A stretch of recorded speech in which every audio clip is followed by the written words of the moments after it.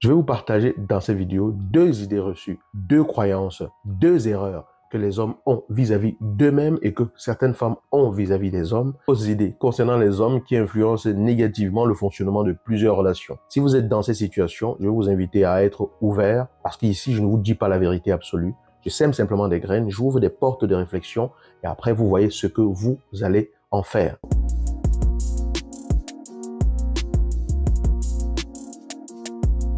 Mon nom est Yannick TM, je suis un semeur de pépites et de graines de conscience et ici je suis ravi comme toujours de vous retrouver. Ok, j'espère que vous êtes en pleine forme. Si vous ne l'avez pas encore fait, allez sous la vidéo, téléchargez votre guide des 7 erreurs qui peuvent tuer votre vie de couple et n'oubliez pas, tous les dimanches à 19h, heure de Paris, donc GMT plus 2 au moment où je vous parle, nous sommes en direct pour un live ici même.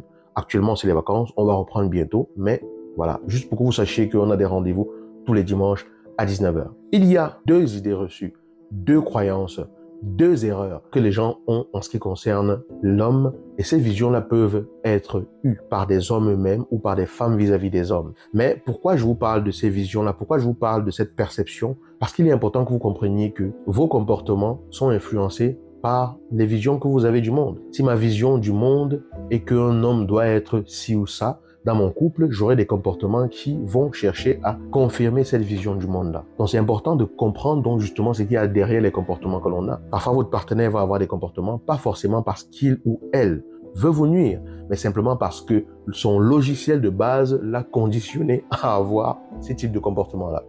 La première chose, la première idée reçue, voilà, le premier logiciel, la première chose que beaucoup de personnes se disent, et ça, c'est très masculin, en tout cas, je l'ai vu plus en ce qui concerne les hommes, c'est de penser que pour qu'une relation fonctionne, un homme doit dominer une femme. Lorsque vous arrivez dans une relation en vous disant « je dois dominer ma partenaire parce que je suis le chef de famille et que ce que je lui dis, elle doit l'accepter, elle ne doit même pas discuter ce que j'ai à dire » et que vous allez même jusqu'à lui dire « lorsque nous serons mariés, il faut que tu saches que même si je prends une décision et que tu n'es pas d'accord, tu dois simplement te taire et l'accepter », là, vous n'êtes pas en train d'agir comme un chef. Parce que qu'est-ce qu'un chef? Parce que plusieurs personnes qui disent ça se réclament être des chefs de famille, se réclament être, parce qu'ils sont des hommes, des chefs de famille.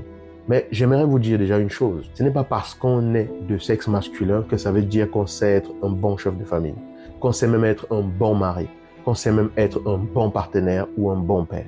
Ok? Ça ne veut pas dire ça, parce que tout s'apprend. Lorsque vous pensez déjà ainsi, vous arrivez dans la relation avec une intention de dominer. Ce n'est peut-être pas forcément mal intentionné. Parce que si vous avez grandi dans un environnement où on vous a enseigné cela, où vous avez baigné dans des exemples qui ne vous montraient que cela, c'est tout à fait normal que vous pensiez ainsi. Je ne dis pas que c'est bien ou mal. Je demande simplement quel type de relation voulez-vous avoir. Parce qu'en fonction du type de relation que je veux avoir, il est important que je comprenne que les éléments que je veux mettre en jeu pour obtenir cette relation doivent correspondre à ce qui peut donner cette relation-là. Je prends un exemple simple. Vous ne pouvez pas vouloir manger de la sauce d'arachide et faire la cuisine sans mettre de la pâte d'arachide dans votre marmite. C'est pas possible. Donc si vous voulez une relation qui ressemble à quelque chose de précis, il faut que vous sachiez quels ingrédients vous devez mettre dans votre relation pour la construire au départ. Donc lorsque je dis que si je te parle, tu ne dois pas discuter, que tu dois juste accepter parce que tu dois être soumise et que tu n'as absolument rien à dire parce que je suis l'homme, il est important que je me demande quel type de relation je veux avoir parce qu'il faut prendre les choses dans l'autre sens. Ok, c'est une vision que je comprends. Mais quelle relation voulez-vous avoir? Vous voulez avoir une relation de complicité avec votre femme? Est-ce qu'en agissant ainsi, vous allez créer des conditions pour cette complicité?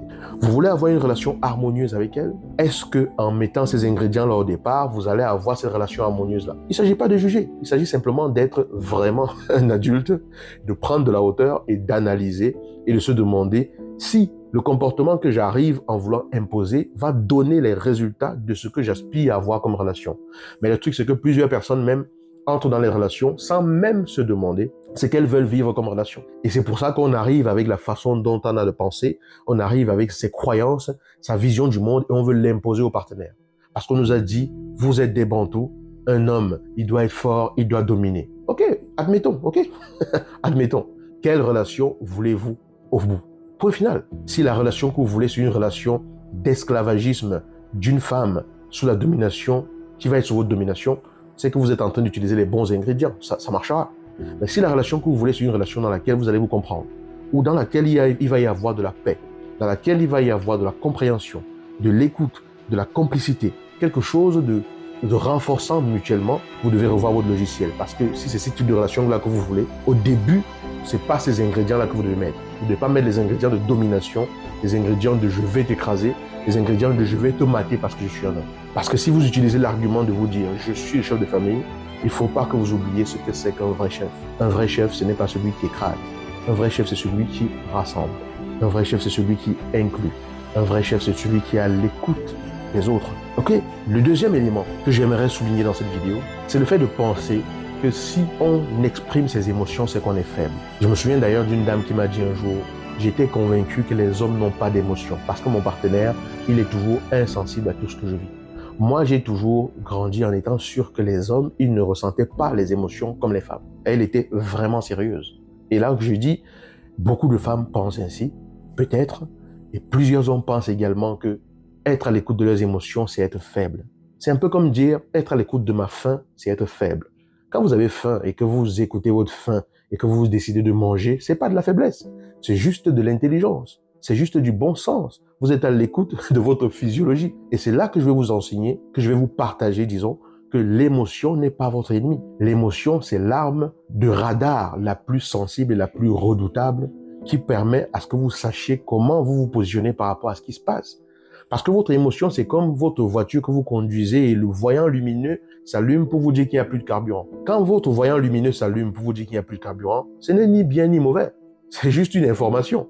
Vous pouvez décider de vous arrêter pour en mettre ou pas. Mais c'est une information qui vous dit que vous ne pouvez pas parcourir une certaine distance en plus si vous ne mettez pas du carburant. À vous maintenant de décider si vous en mettez ou pas. L'émotion, c'est ça. L'émotion, c'est simplement, il y a un message. Ce que vous faites du message n'engage que vous. Une personne qui a des radars qui lui permettent de savoir à partir de ses émotions comment est-ce qu'elle peut subvenir à ses propres besoins et qui sait être à l'écoute de ses émotions, c'est une personne intelligente émotionnellement. Ce n'est pas une personne qui est faible, c'est une personne qui est mûre, c'est une personne qui est alignée. On ne peut pas être un homme vraiment aligné si on n'est pas à l'écoute de ce qui se passe en soi, si on ne sait pas exprimer ce qui se passe en soi. C'est vrai, on ne nous a pas appris ça dans notre éducation, mais il n'est jamais trop tard. Il est important, lorsque l'on ressent des choses, d'identifier ce que l'on ressent, de comprendre ce que ça signifie pour nous et d'apprendre à l'exprimer au partenaire, d'apprendre à l'exprimer à sa partenaire. Parce que ce n'est qu'ainsi que l'on peut créer cette connexion émotionnelle-là. Lorsqu'on parle de connexion émotionnelle, ça veut dire qu'on entre dans le cœur des émotions. Ok? Donc, exprimer son émotion, ça n'a rien de faible. Ça n'a rien à voir avec le fait d'être faible. Au contraire, être à l'écoute de ses émotions, c'est avoir une certaine maturité. Parce que quand vous êtes petit, les émotions, vous les avez. Un petit garçon comme une petite fille, lorsqu'il a mal, il pleure. Lorsqu'il a faim, il pleure. Lorsqu'il est mouillé, il pleure. Il n'y a pas de distinction. Parce qu'il exprime son besoin de cette façon-là. Mais dans l'éducation, en évoluant, on apprend à beaucoup d'hommes à se couper de leurs émotions en pensant qu'en faisant cela, on leur rend forcément service. C'est certainement qu'il y a un service qui est rendu par rapport à ça. Tout dépend de l'objectif qui est visé lorsqu'on le fait. Mais la question, au final, c'est de comprendre, est-ce que c'est vraiment être faible et d'être à l'écoute de ce que l'on ressent dans une relation de couple construite? Je ne pense pas. Voilà donc les deux éléments que je voulais partager avec vous. Je ne sais pas ce que vous en pensez. En tout cas, j'espère que ces graines tombent dans des oreilles qui ont besoin de les entendre. Ce que je dis ici, je ne le dis pas pour tout le monde. Cela ne concerne que les personnes qui sont réceptives et qui ont besoin d'entendre ces mots-là. J'espère donc que vous faites partie de ces personnes-là, que cela va ouvrir votre champ d'analyse d'une différente façon et que cela va vous aider à voir peut-être les choses sous un angle différent. Mon nom est Yannick TN, je suis un semeur de pépites de graines de conscience et je vous dis à très bientôt dans une prochaine vidéo.